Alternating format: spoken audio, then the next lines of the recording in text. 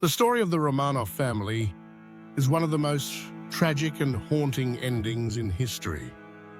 For more than 300 years, the Romanovs ruled the Russian Empire, one of the biggest and most powerful countries in the world. They lived in palaces of gold, surrounded by servants, luxury, and the belief that their rule would last forever. But in the space of just a few years, everything collapsed.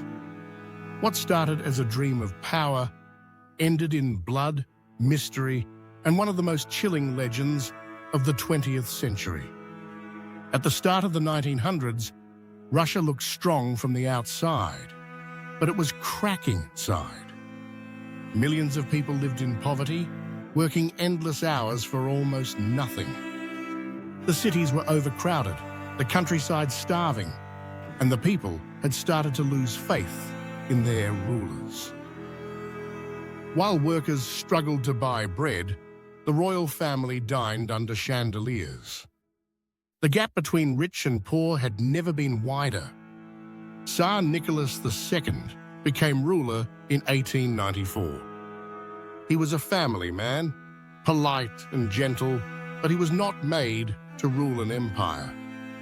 He believed his power came directly from God, and that trying to change anything would only bring chaos. But as the world modernized, his stubbornness turned into weakness. Every decision he made pushed Russia closer to disaster. His wife, Alexandra, was deeply religious and even more isolated from the world outside the palace. She believed she was chosen by God to help Nicholas rule. When their son, Alexei, was born, it was supposed to secure the family's future. But the boy suffered from a deadly disease called hemophilia. If he cut himself or even bruised, he could bleed to death. Doctors couldn't cure it, and the family lived in constant fear. Then came the man who changed everything. A strange, wandering monk from Siberia named Grigory Rasputin. Rasputin was dirty, intense, and hypnotic. People said he could look straight into your soul. He claimed to have healing powers, and somehow, when he prayed over Alexei, the boy's bleeding stopped. No one could explain it, but it worked. From that moment, Alexandra believed he had been sent by God. She trusted him completely. But to everyone else, Rasputin was a disaster. He drank, bragged, and surrounded himself with women. Rumors spread that Rasputin was controlling the royal family, that he was secretly advising the Tsarina, and even worse, that he was sleeping with her. Whether it was true or not didn't matter. The damage was done. The people saw him as the symbol of everything corrupt about the monarchy. By 1916, nobles and politicians decided they'd had enough. A group of them invited Rasputin to dinner and poisoned his wine. When he didn't die, they shot him. When he still didn't die, they shot him again and finally threw his body into a frozen river. But killing Rasputin couldn't save the empire. It was already too late. While the royal family tried to protect their image, World War I was tearing Russia apart. Millions of soldiers were dying on the front lines, and food was running out across the country. People waited for hours just to buy bread. The army started to desert, factories shut down, and riots began in the capital. Nicholas left the palace to take command of the army, leaving Alexandra in charge. But she relied heavily on Rasputin's old friends, who made terrible decisions. The country fell into chaos. By February 1917, the streets of Petrograd were filled with angry crowds, shouting, "Down with the Tsar!" Even the soldiers joined them. Nicholas tried to return, but his own generals told him it was over. He abdicated the throne. He gave up the crown and ended more than 300 years of Romanov rule. Russia was no longer an empire. It was now a revolution. At first, the family wasn't harmed. They were placed under house arrest in their palace. They still had servants, gardens, books, even their pets. Nicholas wrote in his diary almost every day, like nothing had changed. He believed they would eventually be rescued, maybe by his royal cousins in Britain or Germany. But those countries didn't want to anger the new revolutionary government. No one came to help. As the months passed, their guards grew harsher. The crowds outside shouted insults, calling them murderers and parasites. When Russia fell deeper into civil war, the Reds, who supported Lenin and communism, against the Whites, who wanted to bring back the monarchy, the Romanovs became a dangerous symbol. The Reds saw them as the face of the old world. If the Whites rescued them, it could spark a counter-revolution. So in August 1917, the family was moved far away to a small city called Ekaterinburg. They were kept in a plain wooden house surrounded by tall fences. The windows were painted over. The guards were rough and suspicious. Inside, the family tried to keep some sense of normal life. The daughters played music, read books, and helped clean. Nicholas chopped wood for exercise. Alexandra prayed constantly for her son's health. Their youngest daughter, Anastasia, still tried to make everyone laugh. But behind their calm routine, they were growing weaker, sick, hungry, and hopeless. By the summer of 1918, the situation in Russia was out of control. The Civil War was raging, and the White Army was moving closer to Ekaterinburg. If they reached the city, they would free the Romanovs.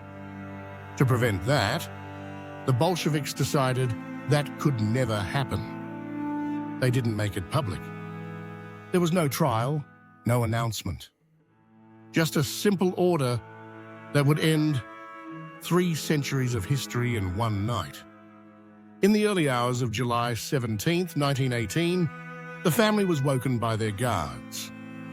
They were told they were being moved because the city was too dangerous. Nicholas helped carry his son Alexei, who could barely walk. The family was led to a small basement room lit by a single bulb. Nicholas asked for chairs so Alexandra and Alexei could sit. They waited, confused, tired, and unaware of what was about to happen. A few minutes later, 10 soldiers entered the room with pistols. Their commander read a short statement. He said the government had decided to execute them. Nicholas turned in shock and said, "What?" And then the room exploded with gunfire. The sound was deafening. Bullets bounced off the walls, smoke filled the air, and chaos erupted. Some of the daughters survived the first round of shots because the diamonds to their corsets deflected the bullets. But the soldiers finished the job with bayonets. It was brutal. It was over in minutes. The last royal family of Russia was dead. Their bodies were carried to a forest outside the city. They were burned, buried, and covered with acid to hide the evidence.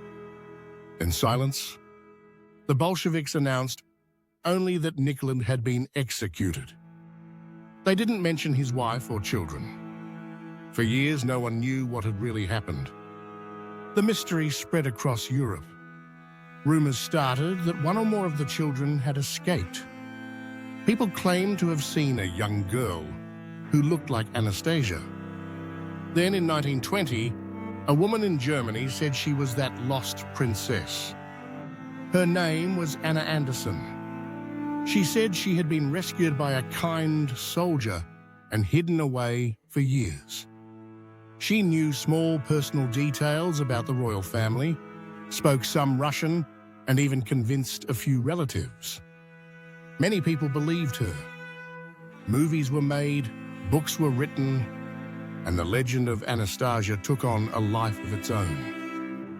But others were sure she was lying. For decades, no one could prove the truth either way. Then in 1991, after the fall of the Soviet Union, two historians found bones buried in a forest near Ekaterinburg. Forensic tests confirmed they were the Romanovs. But two bodies were missing, one of the daughters and the son. That kept the Anastasia legend alive for a little longer. It wasn't until 2007 that the remaining bones were found in a second grave nearby. DNA testing finally ended the debate. All 7 members of the family had been killed that night. There were no survivors. In 1998, the Romanovs were reburied in St. Petersburg beside their ancestors, with full royal honors.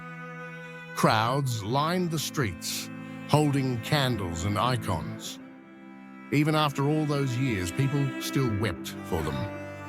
Later, the Russian Orthodox Church declared the family's saints martyrs of faith. What makes their story so powerful isn't just how they died, but who they were. They weren't monsters or heroes, just a family caught in a storm they couldn't control. Nicholas was a kind man, but a blind to the suffering of his people. Alexandra loved her husband and children, but her faith in Rasputin destroyed their reputation.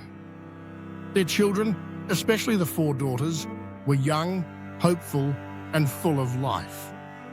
They loved photography, played jokes, and dreamed about the future. But history had other plans. When you look at their photos today, the family sitting together, smiling, it's impossible not to feel something. They had no idea that they were living the last quiet days of a 300-year dynasty. Within a year, their palaces were looted, their names erased from history books, and their bodies buried in a forest. The fall of the Romanovs didn't just end a royal line, it changed the world. Their deaths cleared the path for the rise of Lenin, Stalin, and the Soviet Union, one of the most powerful and feared nations of the 20th century. What began as a revolution promising freedom ended with even more oppression. The Romanov story is more than just a royal tragedy. It's a reminder of how fragile power can be and how quickly history can turn. They thought they ruled by divine right. But in the end, they were as human as anyone else, afraid, hopeful, and lost in a world they no longer understood. More than a century later, their story still captures people's hearts. The legend of Anastasia still lives on in movies and stories, but the truth is even more powerful. The real Anastasia didn't escape, yet in a way, she never disappeared. Her story and her family's story continue to echo through time, reminding us that even the mightiest empires can fall, and even forgotten names can live forever.